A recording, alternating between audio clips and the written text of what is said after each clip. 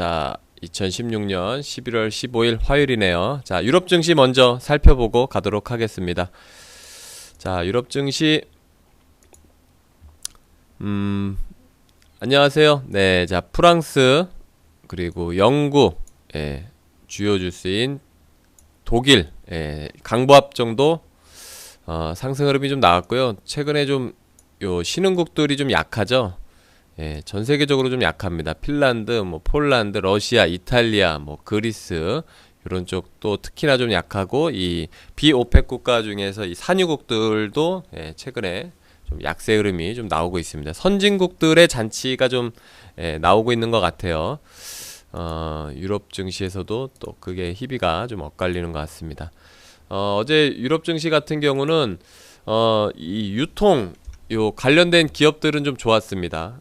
테스코 같은 경우 어제 좀 많이 올랐죠. 우리나라 뭐 홈플러스 같은 경우 이런 것도 좀 괜찮았고, 그리고 최근에 좀 가장 강한 금융주 섹터들 어제도 추가적인 상승이 좀 나왔습니다. 최근에 제가 금융주가 대세라고 하지 않았습니까? 시황방송 하는 내내 뭐 금융주 얘기를 한 번도 빠뜨리지 않고 하는 것 같은데, 일단 은행권 섹터들 굉장히 좀 좋았고, 그리고 뭐 보험주들, 이게 보험주들까지 다 같이 좋아요. 뭐 프루덴셜 같은 경우도 좋고, 이 올드 뮤튜얼 요것도 영국의 보험사거든요. 요것도 굉장히 어제 뭐 지수 대비 다 큰 폭의 좀 상승이 좀 나왔고, 요즘에 좀 약한 게 어제 좀 약했던 게 이제 제약주들, 제약주들 좀 약했고요.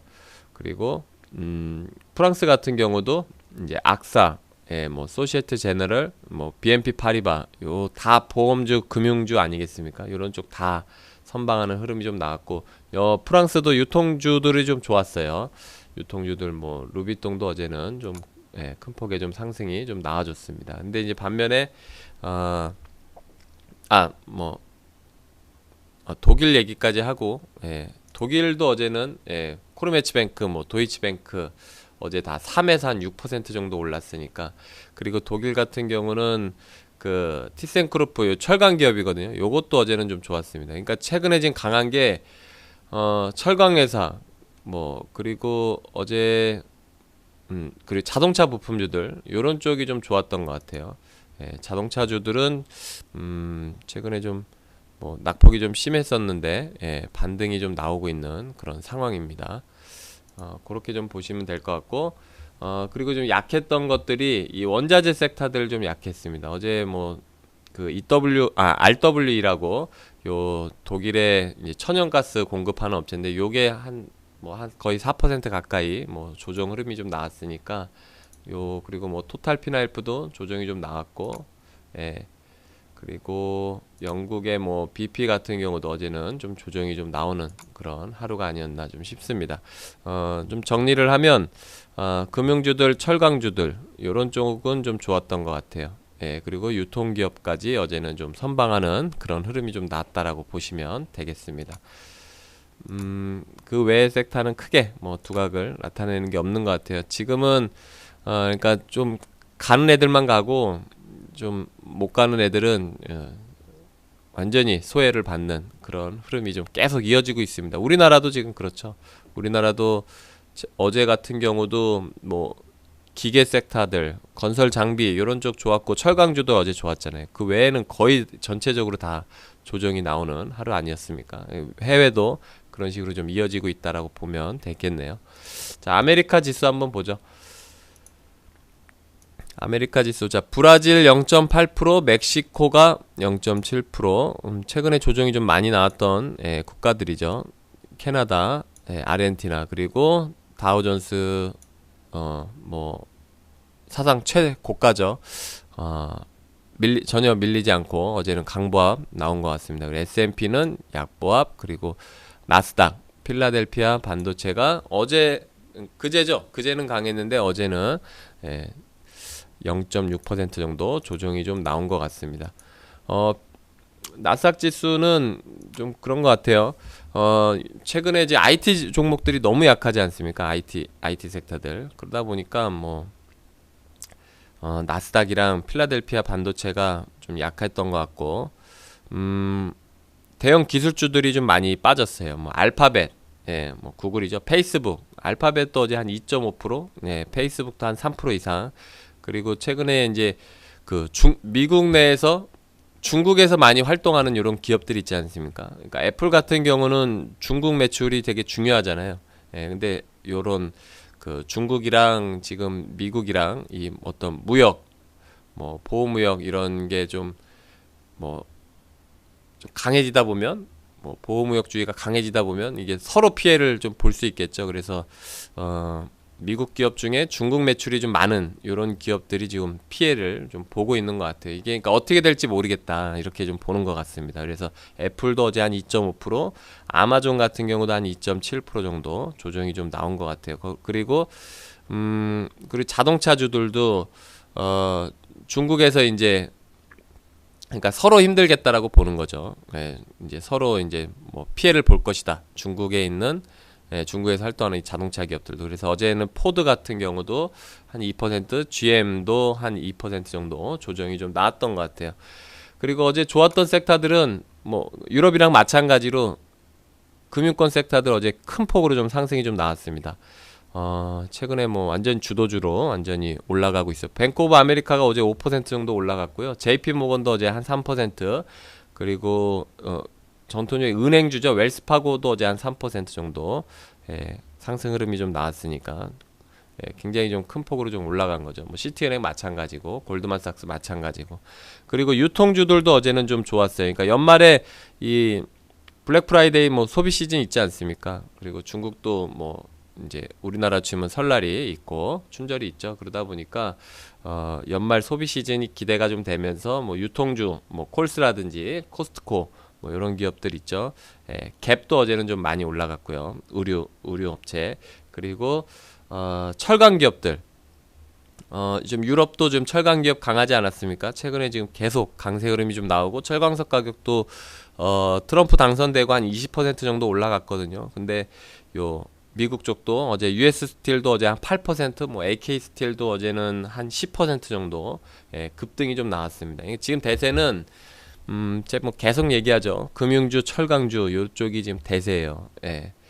그리고 좀 원자재 관련된 섹터들 중에서 이제 유가 관련된 섹터들은 조금 약한 것 같고, 그리고 IT 기업들 이쪽이 좀 약하고, 그리고 이 제약주 섹터들은 그냥 반반인 것 같아요. 반반. 그러니까 뭐 좋지도 않고 나쁘지도 않고. 그러니까 힐러리가 당선됐으면 뭐 좀 더 나빴을 수도 있을 것 같은데, 그냥 뭐 안도하는 그냥 그래서 이제 어떤 중립적인 시각을 좀 유지하는 것 같습니다. 우리 회원님들 그렇게 좀 보시면 될 것 같고, 그리고 뭐 어제 뭐 그 삼성전자가 이제 그 카오디오 요 전문 업체죠. 요 하만이라는 기업을 인수한다고 하면서 어제 요게 한 큰 폭으로 좀 올라가면서 한 20% 이상 올라갔던 것 같아요.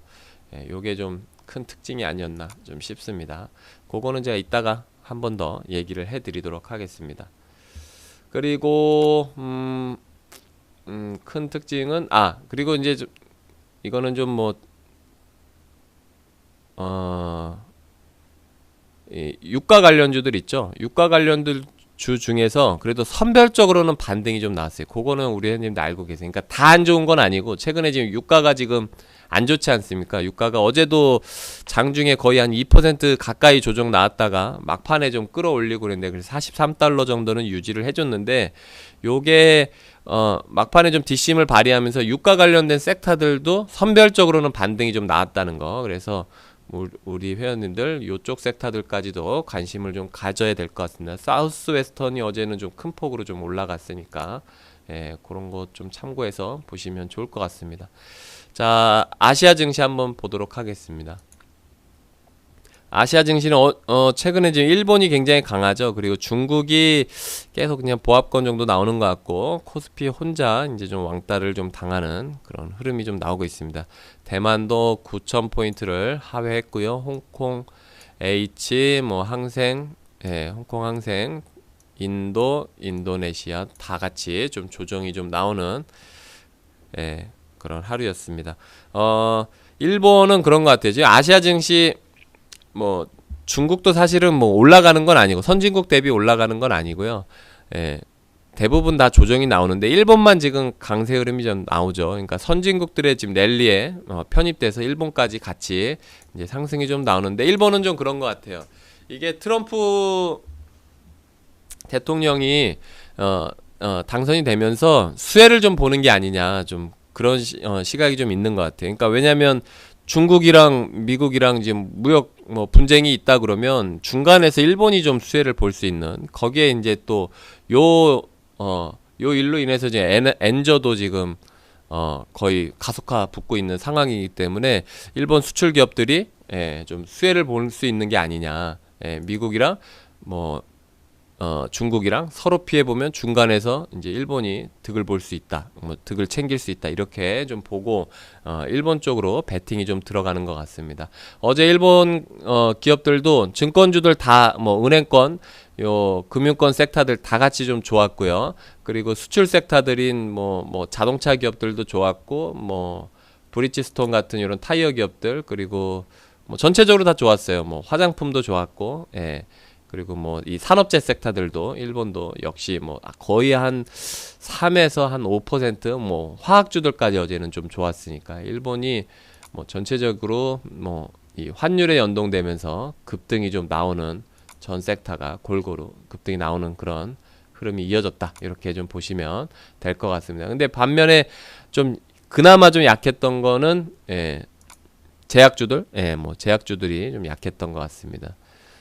제약주들이 요즘에는 뭐 힐러리가 이제 탈락되고 급반등이 한 이틀 3일 정도 나왔던 것 같아요. 이틀 3일 나오고 나서는 전 세계적으로 좀 이렇게 어떤 큰 이렇게 흐름이 없는 보합권에서 마감하는 그런 흐름이 이어지고 있다고 보시면 되겠네요. 그러니까 뭐 반등은 제한적이라고 보면 되겠죠. 우리나라 제약주들도 마찬가지고. 자, 코스피 보도록 하겠습니다. 야, 코스피 해외 증시 다 좋은데 코스피 맨날 빠지고 있어요. 0.5% 정도 조정이 좀 나왔습니다. 1974포인트. 그럼에도 불구하고 상승 종목이 많이 나오다 보니까 체감 지수는 뭐 그렇게 나쁜 건 아니죠. 477개. 그리고 하락 종목이 337개. 그리고 외국인은 매도가 좀 나오고 있는데 요거는 큰 종목들이 좀 빠지다 보니까 많이 좀 파는 것 같아요. 그래서 지수를 좀 끌어내리는, 뭐 삼성전자가 어제도 좀 많이 빠지지 않았습니까? 그래서 한 3천억 정도 매도가 나온 것 같고, 그 외에 이제 기관들이 좀 그 물량을 좀 받아주고 있는 것 같습니다. 그래서 어제는 뭐 삼성전자만 좀 조정이 나왔고 전체적으로는 그냥 뭐 거의 보합권 마무리한 게 아닌가 좀 싶습니다. 간단하게 한번 보죠. 코스닥, 코스닥도 한번 보도록 하겠습니다. 코스닥은 코스피보다는 지금 상황이 좀 나아졌어요. 제가 트럼프 당선되고 나서 코스닥도 이제 반등이 좀 나올 수 있고, 뭐 지수 조정은 이제 거의 마무리가 됐다라고 얘기를 좀 했는데, 코스닥은 뭐 그런 거죠. 그러니까 코스닥 비중을 많이 차지하는 건 이제 제약 바이오 섹터니까, 제약 바이오가 지금 뭐 그렇게 악재가 있는 게 아니잖아요. 근데 지금 코스피는 이 대형 IT 섹터들이 악재가 좀 나오다 보니까 더 상대적으로 약한 거죠. 왜냐하면 코스피는 IT가 차지하는 비중이 훨씬 더 크기 때문에, 거기에 이제 자동차도 큰데 자동차까지 지금 타격을 받지 않습니까? 그러니까 이제 지수는 좀 약할 거고, 근데 이제 체감 지수는 괜찮은, 그리고 코스닥은 뭐 지수가 IT 비중이 이제 코스닥은 좀 상대적으로 약하기 때문에 좀 더 나을 수 있는 거죠. 지수 관점으로 봤을 때. 그래서 뭐 코스닥도 마찬가지로 지금은 뭐 괜찮습니다. 630개 종목, 상승 종목 나왔고요. 하락 종목은 한 470개. 근데 왜 개인들만 사고 외국인 기관은 매도가 좀 나오는 그런 흐름이 나오고 있네요. 자, 여기 보시면 뭐 유통이랑 운송 요쪽만 좀 좋고, 나머지 뭐 선별적으로 어떤 뭐 모멘텀 있는 기업들만 반등이 좀 나오는 것 같아요. 그래서 코스닥도 뭐 크게 보면은 재미없는 그런 시장입니다. 우리나라만 지금 좀 많이 왕따를 좀 당하고 있는 것 같아요. 근데 요게 빨리 연말쯤 되면, 다음 달 한 12월 정도 되면은 좀 지수 안정을 좀 찾지 않을까 좀 싶네요. 자, 뉴스 한번 보도록 하겠습니다. 첫 번째 뉴스 SK 잠시만요. 물 좀 마시고. 자, SK 이노베이션이죠. 자, 연 7만 대 전기차 배터리 증설 신사업 강화 좀 얘기가 좀 나오고 있습니다. 2차 전지 이제 SK 이노베이션이 2차 전지 그 분리막 기술이 있거든요. 그러니까 삼성전자가 이번에 노트 7 그 갤럭시 노트 7이 지금 폭발하지 않았습니까? 그게 이제 분리막이 찢어지면서 음극 양극이 이렇게 섞이면서 이렇게 발화가 되는 거잖아요. 근데 그거를 분리해 주려면 그 중간에 분리막이 있어야 돼요. 예. 그래야지 이제 음극 양극이 나눠질 거 아니겠습니까? 그 기술을 갖고 있는 게 SK 이노베이션이 우리나라에서 유일합니다. 예. 근데 요게 이제 요 기술을 갖고 이제 2차 전지 이제 이렇게 수직 계열화를 해서 만들려고 하는 거죠. 그리고 다른 기업들과 이렇게 협력을 해서 그래서 지금 연 7만 대분 전기차 배터리를 증설한다고 하는데요. 이게 그러니까 뭐 SK 이노베이션한테는 준비를 해야 되는 사업이에요. 이게 왜냐하면 SK 이노베이션은 석유 갖다가 파는데 뭐 석유 정제해서 팔지 않습니까? 근데 이제 전기차 시대가 열리면 이 석유 수요가 줄 거 아니에요. 그거를 이제 배터리 쪽으로 사업을 준비를 하는 거죠. 그래서 자기께 하나가 내주면 하나를 얻을 수 있게 이렇게 지금 준비를 하는데 요거를 한 10년 전부터 준비를 했어요. SK 이노베이션이. 근데 이제 공장 증설을 하게 되면 문제는 배터리 요 공급이 굉장히 많이 늘어나는 거죠. 이 테슬라도 지금 기가팩토리 공장 증설을 하지 않습니까? 파나소닉이랑 합작으로 미국에 지금 엄청나게 큰 이 배터리 증설을 하거든요. 배터리 공장을. 근데 이제 이노베이션도 증설하지, 뭐 LG 화학, 뭐 SDI 이쪽도 다 지금 중대형 배터리 쪽 증설하게 되면 공급 과잉이 일어나는 거죠. 그러면서 경쟁이 심화되고 이 배터리 가격은 하락할 수가 있는 거죠. 예. 왜냐면 공급이 너무 많아지니까. 그러면 이제 마진 폭이 좀 줄어들 수도 있는. 그래서 지금 제가 판단했을 때는 경쟁이 굉장히 좀 심화되는 게 아닌가 좀 싶습니다. 그래서 근데 거기에 지금 트럼프는 이 친환경 자동차 쪽을 좀 지연시키려고 그러잖아요. 이렇게 되면 이런 기업들이 좀 수혜를 볼 수 있는 시기가 늦춰지게 되면 비용도 늘어날 거고 어떤 재무적으로 부담이 좀 생기겠죠. 그래서 그게 조금 걱정이 좀 되네요. 그래서 뭐 신사업 강화 한다 그래서 요게 뭐 좋은 뉴스로 해석할 수도 있는데 경쟁은 심화됐다 이렇게 좀 보는 게 좀 좋을 것 같습니다. 우리 애님들 참고하시면 좋을 것 같고요. 그래서 이제 2차 전지 요 배터리 기업들이 있죠. 그래서 이거를 우리가 막 긍정적으로 해석할 필요는 없어요. 그러니까 올해 연초, 작년 말 요때까지만 해도 2차 전지 어떤 굉장히 장밋빛 전망이 많이 나왔는데 이제는 다시 한번 생각해 보아야 될 그런 시점인 것 같습니다. 자, 두 번째 뉴스. 삼성전자 80억 달러에 지금 미국 하만 인수한다는 거죠. 요게 하만을 이제 전격 인수하게 되는데요. 그러니까 삼성전자가 이제 전장 사업 쪽으로 본격화하는 거죠. 자동차 부품 쪽으로. 근데 하만이라는 기업은 아마 남자분들은 자동차 뭐 카오디오 좋아하시는 분들은 아마 하만카돈 다 아실 겁니다. 이게 굉장히 고급 브랜드고요. 굉장히 고급 차종에만 들어가는 그런 카오디오 1위 세계 1위 업체입니다. 근데 요거를 이제 인수한다고 하는 거죠. 통째로. 요게 뭐 그러니까 뭐 BMW, 뭐 벤츠, 아우디, 뭐 명차이, 뭐 페라리, 람보르기니, 뭐 포르쉐 안 들어가는 차가 없을 정도로 다 들어가는데 이게 다 하이엔드급 자동차만 들어갑니다. 그러니까 뭐 벤츠로 따지면 뭐 S클래스 이런 급의 이제 차종에 들어가고 그러니까 거의 제일 좋은 차에 들어가는 거죠. BMW로 따지면 이제 7 시리즈 요런 쪽에 들어가는 카오디오예요. 그리고 저가 브랜드는 잘 안 들어가고 근데 요 기업 하만 기업이 이 저가 쪽도 이제 스피커를 공급을 합니다. 저가 쪽도. 근데 이제 다른 브랜드로 이제 공급을 하죠. 그래서 이게 굉장히 카오디오 시장 쪽에서는 굉장히 큰 이런 업체인데 삼성전자가 요거를 인수한다 그러니까 굉장히 좀 우리나라 이 자동차 사업, 전장 사업 준비하고 있는 기업이 좀 타격을 좀 보지 않을까 좀 싶네요. 예, 우리 회원님들도 한번 생각 한번 해보시고요. 그리고 지금 요 자동차 부품주를 지금 삼성전기가 지금 준비하고 있지 않습니까? 예.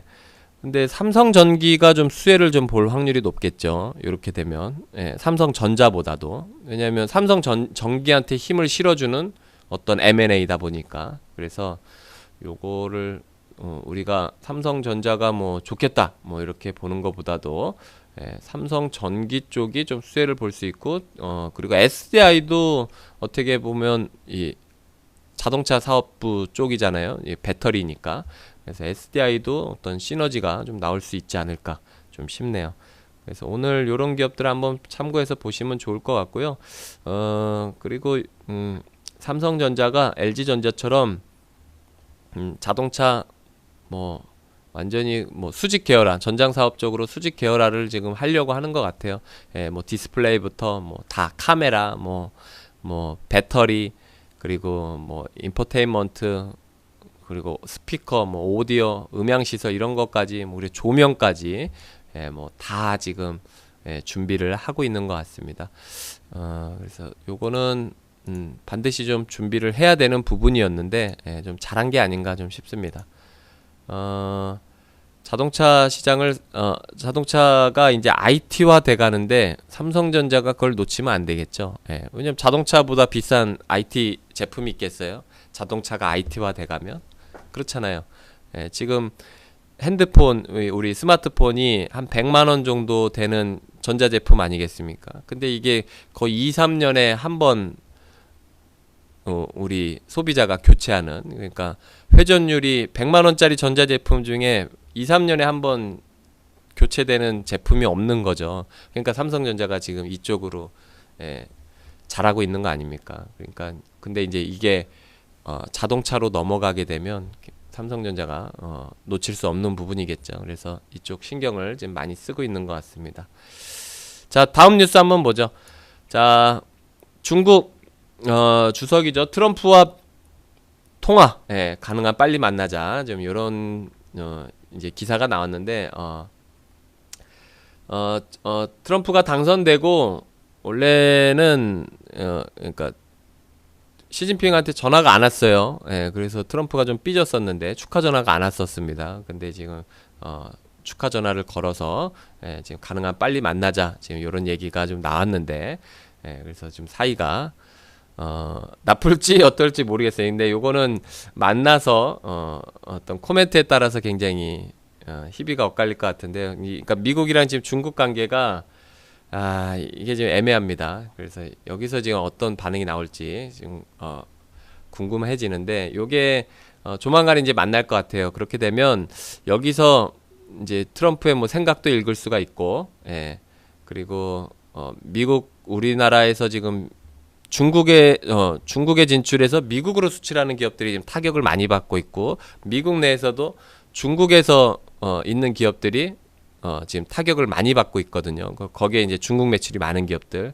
근데 이런 게 좀 완화될 수도 있지 않을까. 서로 이제 사이가 좀 돈독해지다 보면, 그리고 어떤 서로 양보할 건 양보하고 뭐 챙길 건도 챙기고 이렇게 좀 합의를 하려는 이런 모습이 나오면 지금 요 눌렸던 요런 기업들이 있죠. 요런 기업들이 좀 반등이 좀 나올 수도 있겠죠. 그래서 요게 저는 하루빨리 만나서 어떤 불확실성을 좀 해소해주고 좀 이렇게 어떤 안도 랠리가 좀 나왔으면 좋겠습니다. 근데 요거는 뭐 크게 뭐 이렇게 걱정할 부분은 아닌 것 같아요. 왜냐하면 서로 피해요, 서로. 그러니까 개발도상국 중에서는 중국이 최대 국가 아니겠습니까? 그리고 선진국 중에서는 미국이 뭐 최대 뭐 강국 아니겠어요? 근데 이 둘이 뭐 협력을 안 하면요, 둘이 서로 피해요, 서로. 그래서 서로 어떤 좋은 합의점이 좀 나오지 않을까 좀 싶습니다. 요 좀 피해보고 있는 요런 기업들도 관심을 좀 가져야 될 것 같습니다. 자, 네 번째 뉴스. 자, 잠시만요. 지금 몇 시야? 자, 시간이 빨리 가네. 네 번째 뉴스. 자, LG전자 MC사업본부 3개월 동안 지금 한 1300명 인력 감축했다 그럽니다. LG전자가 지금 모바일 사업부에서 지금 적자 폭이 엄청나게 커지고 있죠. 잠시만요. 근데 이제 요거를 좀 구조조정이 좀 빠르게 들어가고 있는 것 같고, 그리고 인력 뭐 재배치라든지, 그리고 이 영업 손실을 좀 만회하기 위해서 비용을 좀 아끼려고 좀 하는 것 같습니다. 근데 저는 뭐 잘한 것 같아요. MC 사업부가 인력이 너무 많아요. 거의 그러니까 1,300명이면, 그러니까 LG전자 그 모바일 사업부가 한 6,000명 되거든요. 근데 이게 전체 LG전자 이 전체 회사 인력 중에 한 절반 정도를 차지하는 거죠. 너무 많다는 거죠. 뭐 자동차 사업부도 있고, 그리고 TV 쪽 사업부도 있고, 그리고 이 전자제품, 이 백색가전 사업부도 있잖아요. 요 세 개 다 합쳐도 LG전자 MC 이 모바일 사업부 하나를 지금 못 미칠 정도로 너무 이렇게 많은데, 요거를 이제 인력을 재배치를 좀 하는 것 같습니다. 그래서 그 모바일 사업부에 있던 사람들을 뭐 생활가전 쪽으로 좀 보내고, 이 TV 쪽으로 좀 보내고, 뭐 이제 이렇게 재배치도 좀 하고, 구조조정 할 사람들은 좀 하고, 좀 이렇게 좀 진행을 하고 있는데, 요 구조조정이 나오지 않으면요, 지금 이 모바일 사업부 쪽에서 흑자 전환하기가 굉장히 어렵습니다. LG전자가 지금 노트 7이 단종됐는데도 불구하고 지금 이게 흑자 전환할 수 있냐 없냐, 지금 이게 의견이 엇갈리거든요. 근데 물론 노트 7이 없으니까 그나마 지금 판매량은 좀 나오고 있어요. 뭐 아이폰 아니면 이제 LG 거를 많이 사니까. 그래서 그나마 좀 G5보다는 좀 나은 상황인데, 이 V20이 그래도 흑자 전환할 수 있을지는 좀 의문입니다. 그리고 만약에 LG 전자 이 모바일 사업부가 뭐 4분기에 흑자 전환했다 그러더라도 사실은 이거는 흑자 전환 우리가 턴어라운드라고 해석할 수가 없어요. 했다고 하더라도. 왜냐하면 이거는 반사이익이 있었던 거니까 어떤 일시적인 수급이 들어온 거죠. 사실은 이 소비자한테. 그러니까 이게 뭐 이제는 턴어라운드다라고 해석할 수가 없다는 거죠. 그래서 LG전자는 지금 좀 어려운 상황인데, 근데 요런 이 안 좋은 상황을 지금 대부분 다 지금 주가 46,000원이면 대부분 다 반영을 하고 있는 겁니다.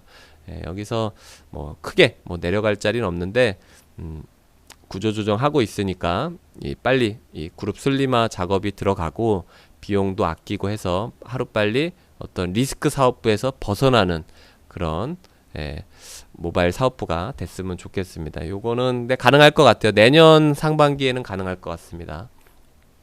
G6가 좀 나와야 되겠죠. 자, 다음 뉴스 한번 보죠. 자, 다섯 번째 뉴스. 대한항공이 3분기 영업이익이 4,600억, 사상 최대 실적이 좀 나왔습니다. 대단하죠. 지금 저유가 상황에서, 그리고 여행 계획은 지금 많이 늘어났으니까 올해 성수기 때 우리 휴가 시즌 때 그 여객 부분에 중국인들 매출 비중이 엄청나게 늘어나지 않았습니까? 중국인이 입국자 수들도 많았고, 그리고 우리나라 그 출국자 수들도 되게 많았고, 그래서 뭐 중국도 한 30% 늘어난 것 같고, 여행객 수가. 그리고 동남아에서도 좀 늘어난 것 같고, 일본도 좀 많이 늘어난 것 같습니다. 근데 일본은 지금 더 탄력을 받을 수가 있겠죠. 이제 엔저 현상이 지금 가파르게 나오고 있으니까. 거기에 근데 이제 화물 쪽도 좀 많이 올라갔어요. 그러다 보니까 여행객도 좋고 화물도 좋고 유가도 싸지고 이러다 보니까 대한항공이 수혜를 좀 많이 본 것 같습니다. 근데 거기에 제가 대한항공은 뭐 우리 회원님들한테 그 전에 많이 얘기해 드렸죠. 근데 대한항공보다 제주항공을 더 좋게 보는데, 제주항공도 지금 역대 최대 실적이 좀 나왔습니다. 그래서 제주항공도 관심을 좀 갖고 보세요. 근데 지금은 상황은 괜찮아요, 항공주들이. 왜냐하면 항공주들 비용에서 가장 많이 차지하는 비중이 유가단 말이죠. 유가. 그러니까 유가가 지금 싼 상황에서는 항공업이 장사하기가 편합니다. 그리고 지금 뭐 원화도 3분기 때 강세였잖아요. 그러면 원화 강세도 또 수혜를 보는 거죠. 항공기가 최고 수혜거든요. 그러니까 양방향 수혜를 보는 거예요. 왜냐하면 항공기들이 대부분 다 리스기 때문에 달러를 결제를 하거든요. 달러로. 그러니까 뭐 원화 강세였으니까. 그 수에도 환율 수에도 보고 유가 수에도 보고 항공기 여행객도 늘어나 수에 보고 뭐 한 네 박자가 좋았던 거죠. 근데 요런 것들 수혜를 근데 수혜를 보는 게 이제 최고 큰 게 대한항공이 최고 큰데 나중에 안 좋아질 때는 어디가 방어를 제일 잘하냐 그러면 제주항공이 방어를 제일 잘합니다. 그리고 좋아질 때도 제주항공도 좋아지고 그러니까 제주항공도 관심 있게 좀 보시면 좋을 것 같아요. 왜냐면 이게 그러니까 방어할 때는 반대로 된다는 거죠. 그러니까 비용을 아낄 수 있어야 되는데 원화도 뭐 약세로 전환하게 되면 제주항공이 여객기가 제일 없으니까 환율에 대한 부담도 적은 거고 그런 거죠.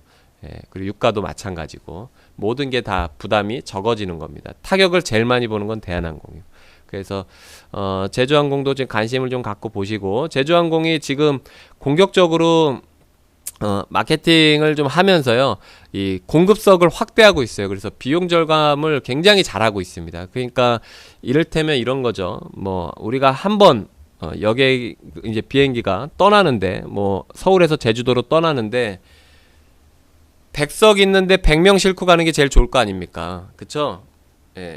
근데 지금 대부분 여객기들이 많이 못 채워요. 100석 있으면 한 70석 채우고 잘 채우면 한 70석 채우는 거 못 채우면 막 60석 채우거든요. 근데 지금 대한항공은 그 정도 채우는데 지금 제주항공은 80에서 90석, 95석까지 막 채우고 그러고 있는 상황이에요. 그래서 제주항공이 굉장히 이익이 좋은 거죠. 비용 절감도 잘하는 거고. 그래서 요것도 관심을 갖고 좀 보시면 좋을 것 같습니다. 아시겠죠? 자, 6번째 뉴스. 여 밑에 보시면은요. 아메리칸 에어죠. 워렌 버핏이 델타항공 요 항공주들을 지금 지분 취득을 하고 있어요. 그러니까 뭐 워렌 버핏 투자의 기재 워렌 버핏도 지금 항공주들의 관심을 갖고 있는 거죠. 근데 워렌 버핏이 항공주들은 투자를 원래 안 하던 사람이에요, 이 사람이. 과거에 이제 그 US에어에 투자했다가 큰 손실을 본 적이 있거든요. 그래서 항공주에 대해서는 굉장히 어떤 비판적인 얘기를 많이 했었던 거죠. 왜냐면 이거 뭐 너무 비즈니스 모델이 안 좋다. 경쟁도 너무 심하고 비용도 너무 많이 들어가고 외부 변수에 너무 많이 노출되는 이런 산업들은 가치 투자로서 적합하지 않다. 이제 이런 얘기를 많이 했었어요. 그러니까 비판적인 시선이 많았는데 지금 뭐 오랜만에 이 새로 취득을 하는 것 같습니다. 아메리칸 에어도 그렇고 델타항공은 뭐 미국의 최대 항공사거든요. 요게 여객기가 뭐 제주항공이 한 25대 보유하고 있는데 델타항공이 한 700대 정도 보유하고 있는 그런 항공사예요. 엄청나게 크죠. 대한항공이 한 150대, 160대 정도 보유하고 있으니까 그보다 몇 배나 큰 항공사죠. 그 규모가 느껴지시죠?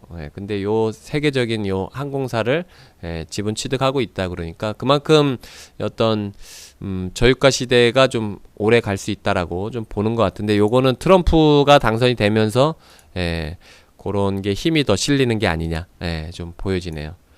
그래서 요거 뭐 세계 월가의 대가들도 항공주들 관심 있게 보고 있다. 이렇게 우리 회원님들도 보시면 좋을 것 같습니다. 자, 7번째 뉴스. 대우건설이 분기보고서 감사 의견 거절당했습니다. 요거는 좀 신뢰에 좀 타격을 좀 받을 수 있는 그런 뉴스죠. 근데 뭐 요거는 대우건설만의 어떤 이슈니까 만약에 요 사태로 인해서 타 건설사가 피해를 봤다 그러면 그거는 피해를 볼 게 아닌데 피해를 본 거니까 저가 매수의 기회로 노려도 될 것 같습니다. 요거는 뭐 짧게 얘기해 드리면 그러니까 이게 지금 뭐 감사 의견 뭐 거절당했는데 그러니까 제대로 어떤 적정성 여부를 제대로 공시 안 했다는 거죠. 그러니까 뭐 못 믿겠다. 증거를 더 제시해라. 지금 그런 건데 대우건설이 지금 그거를 충족을 못 시킨 것 같습니다. 그래서 신뢰에 좀 타격을 좀 받을 수 있는 그러한 이슈다. 이렇게 보고 짧게 보고 넘어가도록 하겠습니다. 8번째 뉴스. 자, 한껏 풀 죽은 펀드 시장이죠. 지금 펀드 매니저들이 지금 많이 회사를 떠나고 그리고 많이 잘리고 있습니다. 이제 펀드 수익률이 굉장히 안 좋거든요.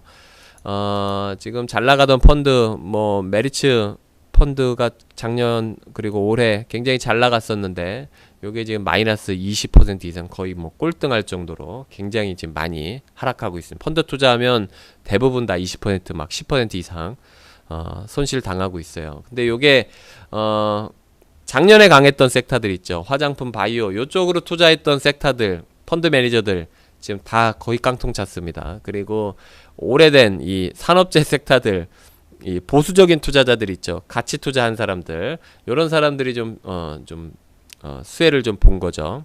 그래서 시장을 좀 어떻게 읽었느냐에 따라서 희비가 완전히 엇갈리는, 그럼 뭐 실적 안 나오면 당연히 잘리고, 회사 떠나고, 비전 없으니까 회사 떠나고 뭐 그런 거죠. 근데 이게 점점 규모가 줄고 있다는 게 특징인 것 같아요. 그리고 대형사 쪽으로 돈이 좀 몰리고 중소형 이 어떤 이 자산운용사 쪽으로는 지금 돈이 안 가는 그런 상황입니다. 그래서 펀드 투자하지 마시고요. 절제 주식투자연구소 오셔가지고 저랑 같이 하는 게 더 득이 되지 않을까. 마이너스 20%는 안 당하니까. 그래서 우리 회원님들 절제 주식투자연구소를 찾아와서 같이 하는 게 더 득이다. 뭐 이런 거죠. 자, 오늘 여기까지 하도록 하겠습니다. 고맙습니다. 자, 함께 부자되는 절제 주식투자연구소 되도록 노력 많이 하겠습니다. 저는 전문가 절제신이었습니다. 고맙습니다.